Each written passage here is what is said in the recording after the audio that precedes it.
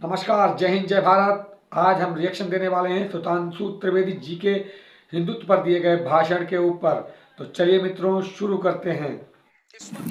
हिंदू और हिंदुत्व, इस वक्त लगता है कि दोनों शब्द सबसे ज्यादा निशाने पर हैं। बड़ी सरलता से कह दिया जाता है कि हिंदुत्व का मतलब है आरएसएस या संघ परिवार, और इसका हिंदू धर्म से तो कोई लेना देना ही नहीं। चलिए, ये तो फिर भी राजनीति की बात हुई।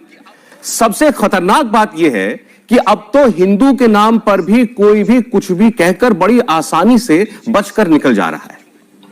गणेश जी का सर हाथी का क्यों है? कोई कह देता है भगवान विष्णु का एक अवतार आधा इंसान आधा जानवर क्यों है? हिंदुओं के कितने ही देवी देवता लोगों के लिए उपहास का मुद्दा बन गए हैं। और अजीब बात यह है कि इन्हें जवाब तो कोई नहीं देता, लेकिन इनके बचाव में लोग जरूर खड़े हो जाते हैं कि इन्हें बोलने की आजादी है। हालांकि ये आजादी दोनों तरफ लागू नहीं होती और अब इसका कोई प्रमाण देने की भी आवश्यकता नहीं रही। काशी के ज्ञानवापी का अदालती मामला हो तो घेरे में कौन? शिव जी। फिल्म का पोस्टर हो तो सवाल किस पे? मां काली पर।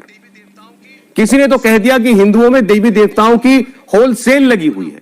33 करोड़ है, कितनों को मनाओगे? इस सब के बीच एक बात सच है कि जो भी शख्स हिंदुओं की धार्मिक मान्यताओं पर सवाल उठाते हैं या उपहास करते हैं, उन पर लोगों को गुस्सा तो आता है, लेकिन उनकी बहुत सारी बातों के जवाब खुद उनके पास भी नहीं होते। और आज यही जवाब हमें जानने हैं। आप में से जो नहीं जानते वो भी सुने, और जिनको शौक है हिंदुओं की मान्यताओं पर सवाल उठाने का वो भी सुन लें। मैं स्वागत करने जा रहा हूं हमारे आज के बेहद खास मेहमान, बीजेपी के राज्यसभा सांसद सुधांशु त्रिवेदी जी का। जोरदार तालियों के साथ उनका स्वागत करें। हालांकि मैं ये जरूर कहना चाहता हूं कि सुधांशु जी के लिए केवल ये कहना कि सांसद हैं उनके परिचय के साथ जो है बड़ा अन्याय है, क्योंकि आप बात राजनीति की कर लें, धर्म की कर लें, फिलॉसफी की कर लें, साइंस की कर लें, मैथ्स की कर लें, किसी भी दुनिया के किसी भी विषय पर आपके पास अकूत ज्ञान मौजूद है। और सबसे अच्छी बात जिसलिए हमने आज उनको आमंत्रित किया कि भारत की संस्कृति और हमारा पुरातन इतिहास, उसके बारे में जो जानकारियां उनके पास हैं और जिस सुगमता और सरलता के साथ वो कम्युनिकेट कर पाते हैं उन बातों को, ऐसा करने वाला इनका कोई सानी आज दिखाई नहीं देता। मैं सुधांशु जी, आपका हमने एक भाषण सुना भी कुछ दिनों पहले, उसमें आपने बहुत सारी चीजों को बड़े अच्छे तरीके से एक्सप्लेन किया, तो मैं आज के परिप्रेक्ष्य में रखना चाहता हूं। अभी कुछ दिनों पहले जो है एक सज्जन ने पूछ लिया कि भाई आपके यहां तो 333 करोड़ देवी देवता है, 333 करोड़ भगवान है, तो आप कैसे बना सकते हैं? अगर किसी को 1000 साल की जिंदगी भी मिल जाए तो भी वो इतने करोड़ों भगवानों को कैसे राजी कर सकता है? तो जरा ये 333 या 33 करोड़ या 33 कोटि, इसका क्या मतलब क्या है? ऐसे आप समझिए, जब आप नर्सरी केजी में पढ़ते हैं तो एक ही टीचर आपको सारे सब्जेक्ट पढ़ा सकता है। जब आप तीसरी चौथी में आते हैं तो 2-3 टीचर चाहिए। 5वीं छठी में 8-10 टीचर चाहिए। 10वीं 12वीं में आप आते हैं तो सब्जेक्ट अलग अलग हो जाता है। साइंस में जो फिजिक्स पढ़ाएगा वो केमिस्ट्री नहीं पढ़ाएगा, जो जूलॉजी बनाएगा वो नहीं पढ़ाएगा। जब आप पोस्ट ग्रेजुएशन में जाते हैं तो स्पेशलाइजेशन अलग अलग हो जाता है, और जब आप पीएचडी में जाते हैं तो टॉपिक एक एक हो जाता है।